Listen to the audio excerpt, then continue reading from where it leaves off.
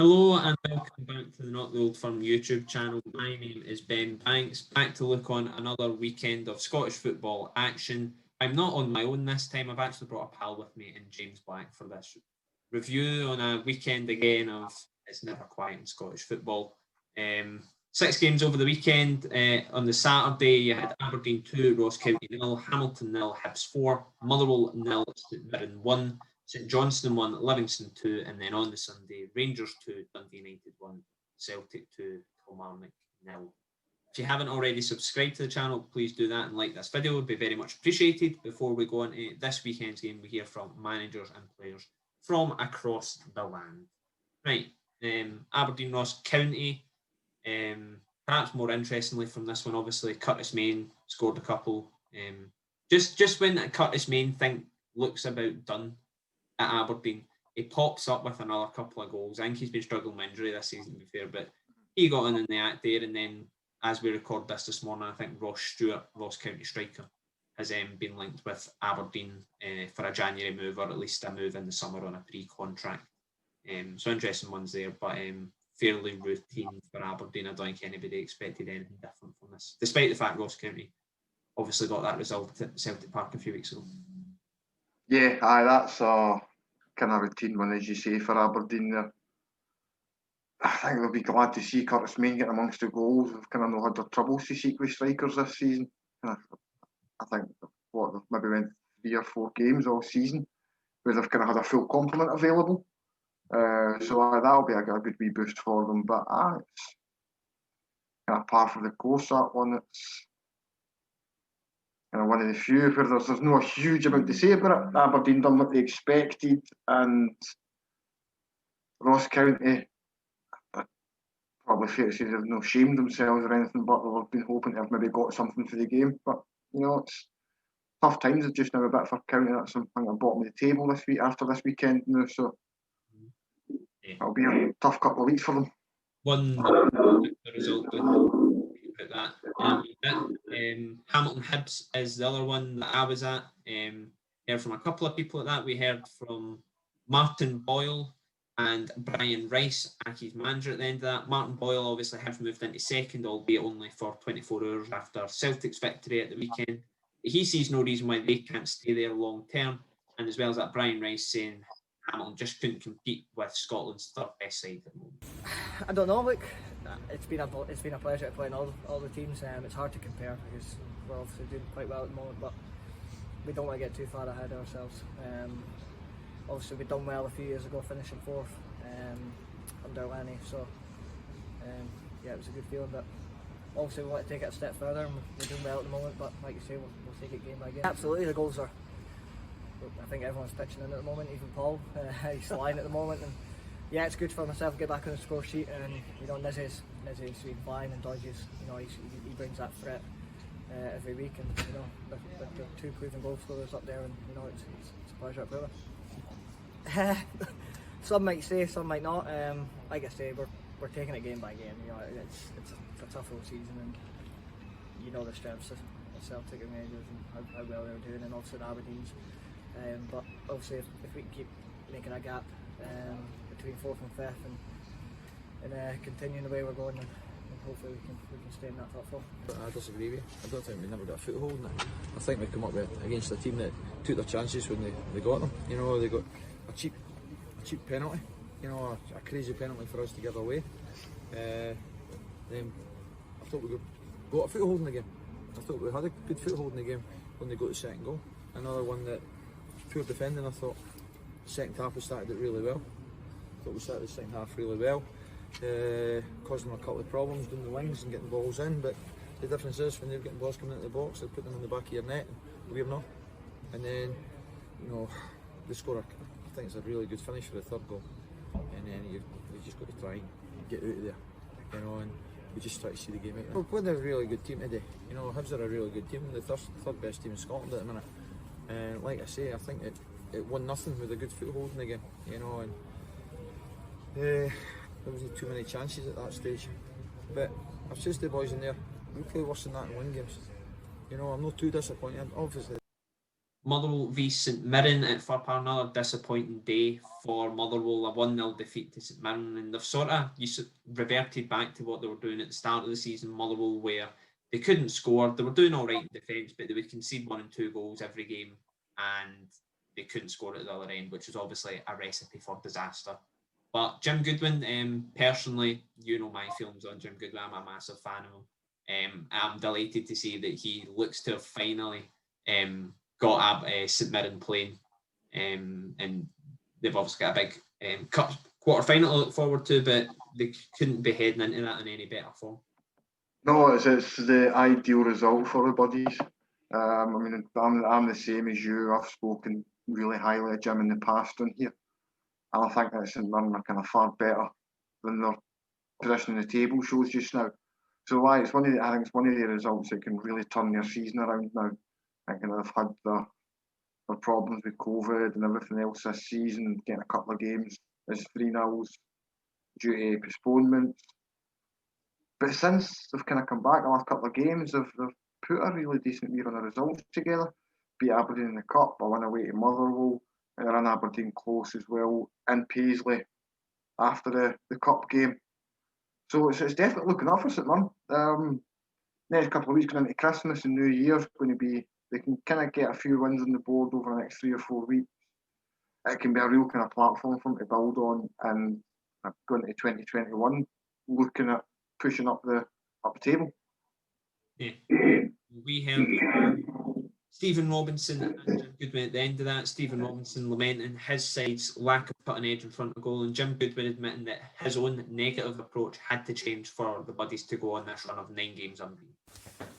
Disappointing result again. It's just not happening for us at the moment. You know, the boys give lots of effort and with lots of shots and lots of possession. We got punished for one mistake, and you know it's not a coincidence that all the teams seem to be in the right place at the right time. A little bit of, thought process of what's going to happen, but they had one chance and they scored it. We had numerous chances, didn't take them, and that's as a team. That's not just as the strikers. And overall, obviously, very disappointed. Listen, it's just not happening at the moment. For whatever reason, the boys are giving 100% every game. They're working tirelessly. We're creating lots of chances. We're getting lots and lots of balls into that. I think with 19 shots. You have to take them. They took their one opportunity. They clung on for their lives, so I have to credit them for that. The boys up front, we've tried to play the 3 forward players. We lack width today at times. I thought for the first time this season, we had Jake come on and make an impact. So, maybe he's an option now for us because we didn't have any width for the last 2 games. The 3 of them all want to play in one position.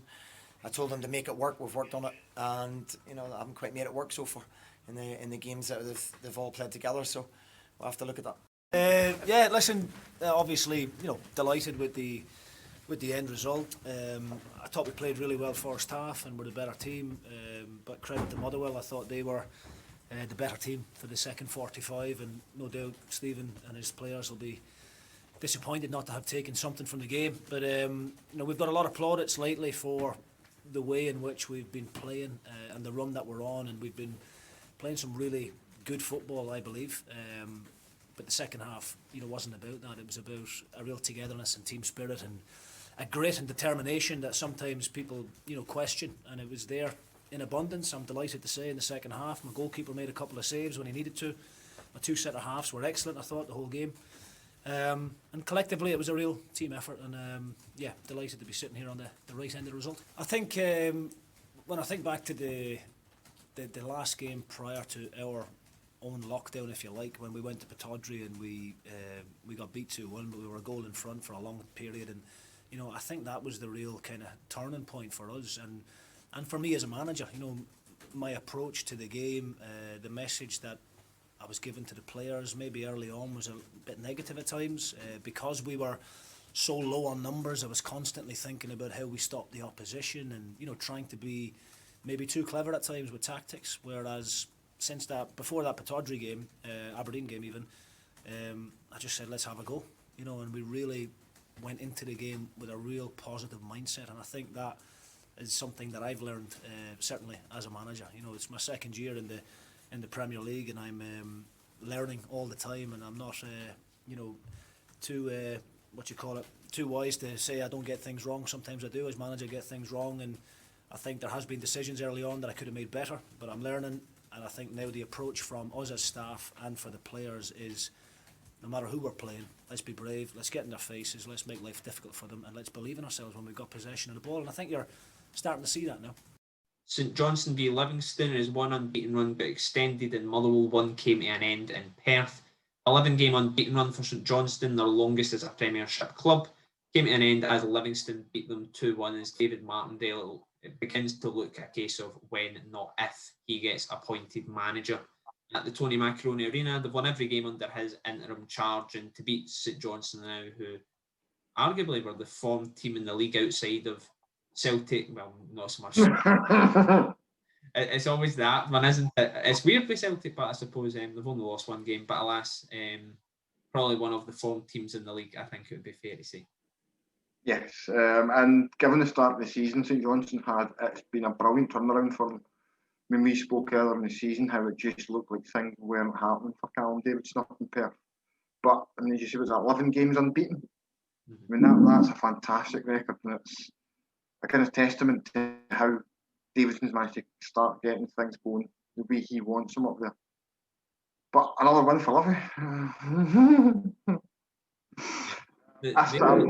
I am far from convinced that Davy Martindale is going to get the job on any kind of permanent basis.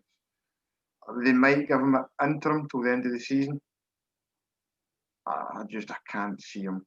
I just don't see him as getting the permanent thing. And to be fair, I actually think his character and personalities kind of worked quite well in that regard for them. Because I don't know, there was the clip that was put into our group chat from Sports Scene where he was talking about the company car and how he'd asked for a Range Rover or whatever it was. That's the kind of thing that's going to get a couple of column inches in newspapers, and it's going to stop people writing. So, who is in contention to replace Gary Holt long term? Because you've got all the focus on Martindale, so it kind of lets them go about their business. Because ultimately, Martindale is going to be part of the process, given that he's the head of they call it, the head of football operations at Livingston.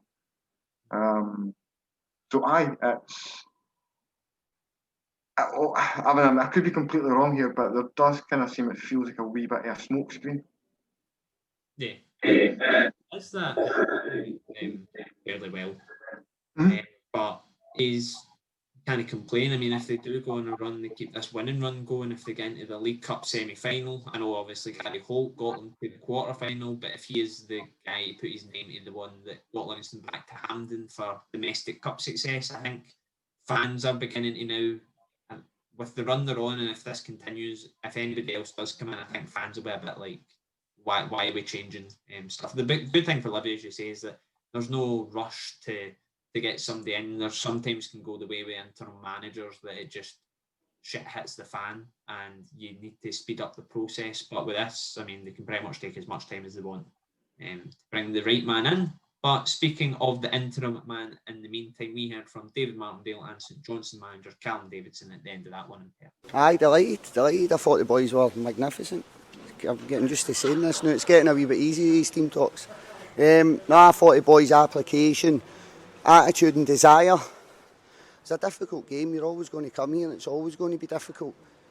But I think the last time we've won here as a team was Hallower in the Petrofac Cup final in 2015, if memory doesn't serve me right. But every time we've came here, it's been really difficult. But I think they're playing some really good football, so delighted to get the 3 points. If I'm no higher than Monday, I'm resigning. I'm only kidding. I'm only kidding. My situation's no changed. If the club want me, I'll do it. I'm delighted to do it. If the club are looking for somebody else, fair enough. But obviously the results help that. Don't think we actually performed to level. Probably biggest disappointment for me was when we had the ball. What did we do with it? I don't think we were good enough in possession. With a lot of possession, again, when you're not good enough with it, you sometimes can't deserve to. You don't deserve to win a game.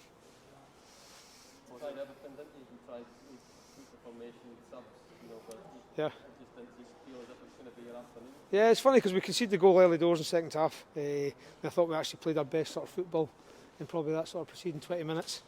Obviously get the equaliser, and then I thought I'm pretty confident where the game's going to go. And then for me to lose a really, really poor goal, really disappoints. It was probably poorest goal we've lost this season. Didn't really make it difficult for Livingston to score the winner.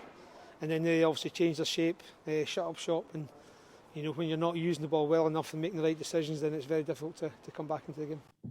On to the Sunday, Dundee United 1, Rangers 2. Mickey Mellon returned to the dugout, but with him points did not. Tight affair this at Tannen. Think so? I think so. I don't think it was ever in doubt that Rangers would win it. I don't think Dundee United were under pressure as much as some other teams have been against Rangers this season. James Tavernier's goal was goal of the season contender. Dundee United's wasn't bad either for the equaliser before they then conceded from a set piece again, which was probably quite disappointing for Mickey Mellon. But the problem with Dundee United has been goals. And as soon as Rangers scored that second goal, you pretty much could have wrote off. I think only on 5 occasions this season that Dundee United have actually scored more than 1 goal in a game, which probably highlights the problems they have, despite the fact they still sit in the top 6. Yeah, no, I thought United played well in the first half. I thought second half they were nowhere near it. I thought they were miles off. I got a point in that game. On another day, Rangers could have scored 6 or 7, I thought. Opening 45, I thought they were really dogged defensively. I thought they'd done their job really well. But it almost seemed as though the second goal just completely killed them. It just took us wind right out United's sails. And I know we say this a lot about games against Rangers and Celtic, but it's largely a free hit, so it's not really one United will be kind of losing much sleep over. I think we'll probably look at the first half as probably some of the, I don't want to say best stuff they've played this season because it would be no disrespectful, but it's, it was largely kind of backs to the wall stuff. It was frustrate Rangers, 5-man defence, 4 in front of it, 3 in front of it with McNulty and the great white flop in front of him. Said it would happen. Lawrence Shankland is not a Scottish Premiership goal scorer, a regular Scottish Premiership striker. He's a Championship goal machine. And the thing is that I think he brings a bit more to his game than goals. I think that's to be a wee bit more evident, but I think many managers have said it to me anyway. You're judged on goals as a striker, and if you're not scoring, then. No, I mean, you compare and contrast it with someone like Alfredo Morelos this season, who, you look at kind of the reaction to some of his performances and the way that some of the discussion around him that he's off the boil and his head's gone and whatever else. But when you listen to his manager or you look at his stats and whatnot, actually he's doing quite a lot for his team. And the same can probably be said for Shankland, but as long as he's not scoring goals, as a number 9, that's going to be what he's judged on. And the final game of the weekend, Celtic 2, Kilmarnock 0. It looked in the first half like it was going to be similar to past weeks at Celtic Park, where the home side would drop points and there'd be furore again, but Kilmarnock simply didn't show up in that second half, and it was very easy for Celtic. I think Alex Dyer saying that after the game that their second half performance probably could have merited a 3 or 4-0 defeat rather than 2-0, and perhaps they got away with it. Danny Rogers, their goalkeeper, played superbly in that second half. But I think even though Kilmarnock obviously go to Celtic Park as underdogs, despite the fact Celtic have been playing poorly recently, they'll see this as a missed opportunity to actually get points there, especially the way they performed in the first half and then collapsed in the second. Celtic's bus company will be happy at least. They'll have got away with their windows intact this week. It's one of these ones that we've said a couple of times already, but as bad as Celtic have performed, and this has been going on, I think, right through the season, although earlier in the year they were still scraping out results. I think there have been a lot of times this season where clubs have probably gone to Celtic Park thinking they can maybe snatch something, and maybe even doubted themselves, because I think there was maybe a wee element of that with Kilmarnock yesterday. Went to Celtic Park, knowing fine well Celtic have been far from at their best. Started fairly well, never really looked like conceding.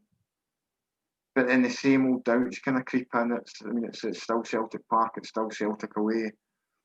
And then you get kind of wee silly mistakes start creeping into the game, and before you know it, the wee bit of quality kind of creeps in. and teams like Rangers and Celtic will punish it.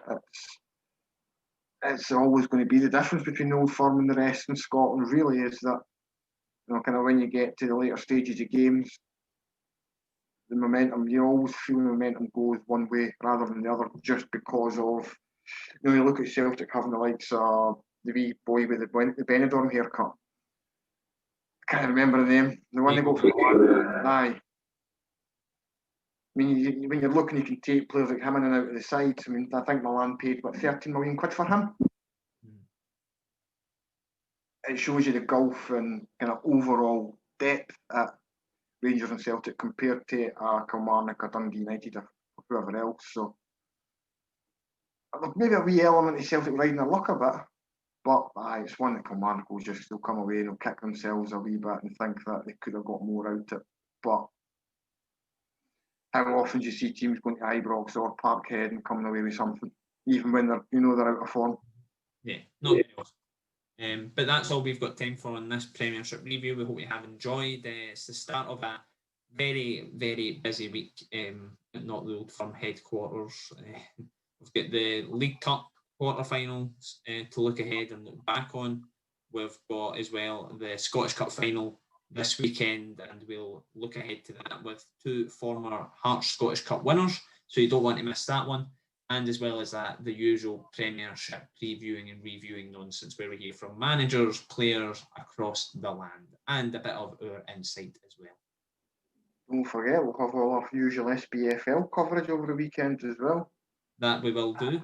Thank you for reminding me. We will have all of that as well across the Saturday and the Sunday, across all sort of the tiers of Scottish football. We've made a bit more. Apart from League Two, we just seem to shun League Two for some reason. No, we've made more of a conscious effort. Queen's Park seems to be our go-to in League Two. Oh yeah, I forgot about Queen's Park. Yeah, we've tried to cover as much as we can, but we are a couple of pairs of hands. So anyway, enough of our rambling. We hope you have enjoyed this video. Remember to like the video, subscribe to the channel, and until next time, take it easy.